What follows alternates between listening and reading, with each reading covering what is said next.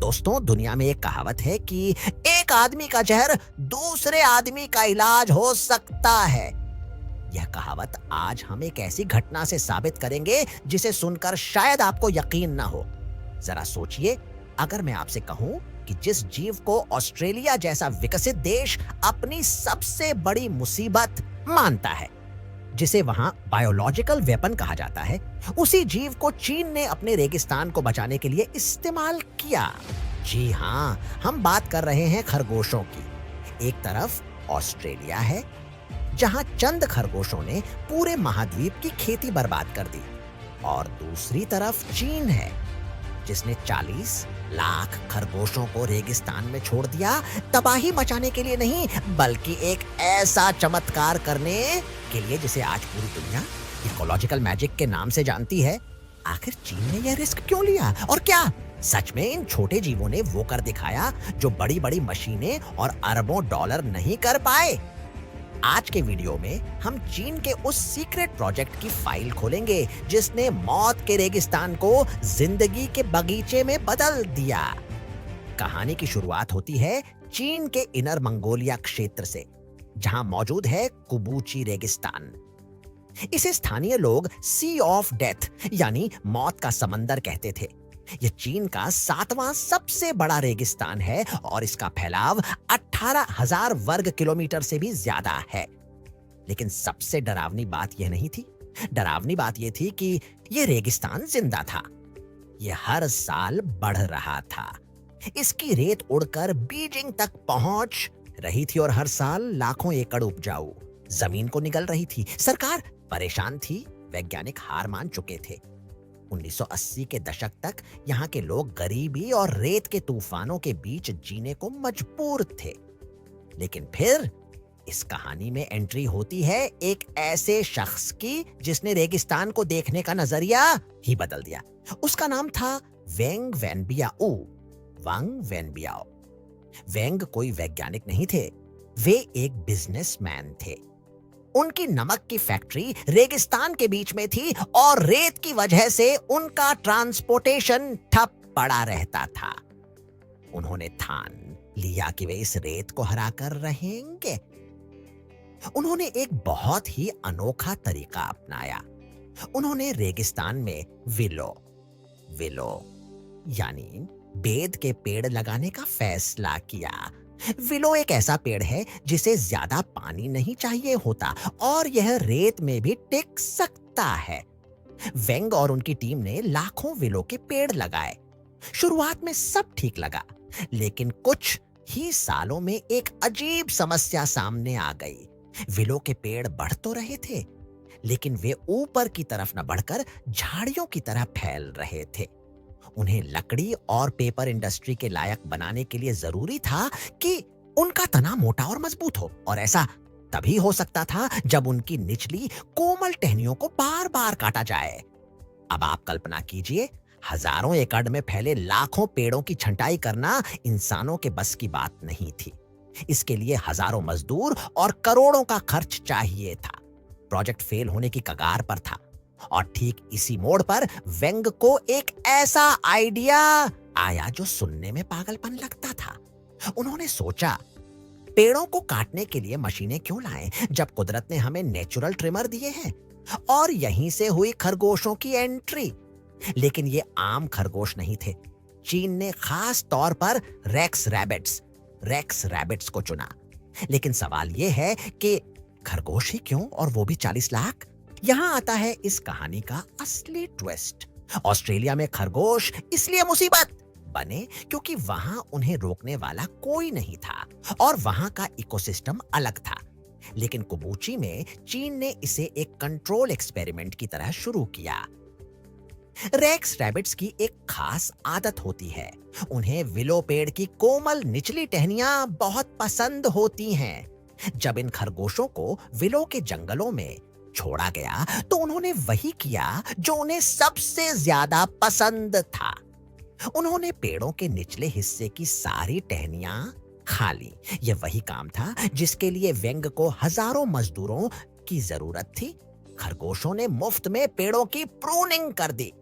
नतीजा यह हुआ कि पेड़ सीधे ऊपर बढ़ने लगे और उनके तने मोटे हो गए, जो बाद में इंडस्ट्री के लिए कीमती लकड़ी बन गए। लेकिन क्या खरगोशों का काम सिर्फ माली बनना था? नहीं, उनका असली जादू तो जमीन के नीचे चल रहा था। रेगिस्तान की रेत में जान नहीं होती, उसमें न्यूट्रिएंट्स नहीं होते। जब इन लाखों खरगोशों ने वहां खाना शुरू किया, तो जाहिर है उन्होंने वेस्ट यानी गोबर भी किया। खरगोश का गोबर एक बेहतरीन फर्टिलाइजर होता है। लाखों टन प्राकृतिक खाद धीरे धीरे रेत में मिलने लगी। और यहां एक और वैज्ञानिक तथ्य काम आया। खरगोश घास तो पचा लेते हैं, लेकिन घास के बीज उनके पेट में नहीं पचते। जब वे मल त्याग करते हैं, तो वो बीज खाद में लिपटे हुए बाहर आते हैं। जैसे ही थोड़ी बारिश होती, वो बीज उग जाते। देखते ही देखते जहां सिर्फ सूखी रेत थी, वहां विलो के पेड़ों के नीचे हरी घास की चादर बिछ गई। एक पूरा का पूरा इकोसिस्टम तैयार हो गया। इस प्रोजेक्ट ने सिर्फ पर्यावरण को ही नहीं बचाया, बल्कि वहां के लोगों की किस्मत भी बदल दी। इसे नाम दिया गया कुबूची मॉडल। स्थानीय किसान जो पहले भूखमरी का शिकार थे, उन्हें खरगोश पालने के लिए प्रोत्साहित किया गया। रैक्स रैबिट की फर खाल बहुत कीमती होती है और मखमल जैसी मुलायम होती है। उसका मांस भी बिकता है। जो किसान पहले साल भर में कुछ नहीं कमा पाते थे, वो अब खरगोश पालन से लाखों कमाने लगे। आंकड़े बताते हैं कि इस प्रोजेक्ट ने कुबूची क्षेत्र के 1 लाख से ज्यादा लोगों को गरीबी रेखा से बाहर निकाल दिया। यह दुनिया का शायद एकलौता ऐसा उदाहरण है जहां पेस्ट कंट्रोल ने पावर्टी कंट्रोल का काम किया। लेकिन रुकिए, चीन यहीं नहीं रुका। जब उन्होंने देखा कि रेगिस्तान हरा होने लगा है, तो उन्होंने वहां टेक्नोलॉजी का भी तड़का लगा दिया। उन्होंने रेगिस्तान के बीचों बीच एक विशाल सोलर पावर प्लांट बनाया। लेकिन यह कोई आम सोलर प्लांट नहीं है। अगर आप इसे सैटेलाइट या गूगल अर्थ से देखेंगे, तो आपको सोलर पैनल्स एक विशाल घोड़े के आकार में लगे हुए दिखाई देंगे। इसे झुन्मा सोलर पावर स्टेशन कहा जाता है। इसमें लाखों सोलर पैनल्स है। अब आप सोचेंगे कि इसमें खरगोशों का क्या काम? दरअसल सोलर पैनल्स के नीचे छाया होती है, जिससे वहां की नमी बनी रहती है और घास बहुत तेजी से उगती है।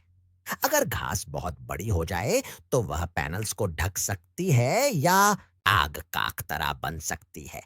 उसे काटने के लिए फिर से मशीनों की जरूरत पड़ती। लेकिन चीन ने यहां भी अपना पुराना फॉर्मूला अपनाया। उन्होंने सोलर पैनल्स के नीचे खरगोश और भेड़ बकरियों को चरने के लिए छोड़ दिया।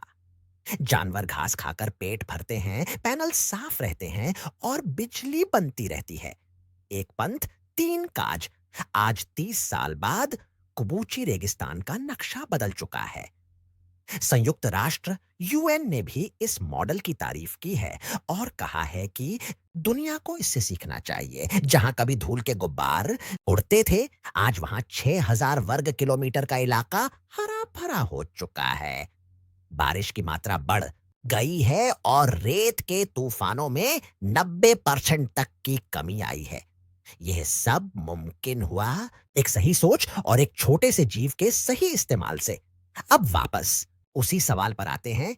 ऑस्ट्रेलिया में खरगोश दुश्मन और चीन में दोस्त क्यों?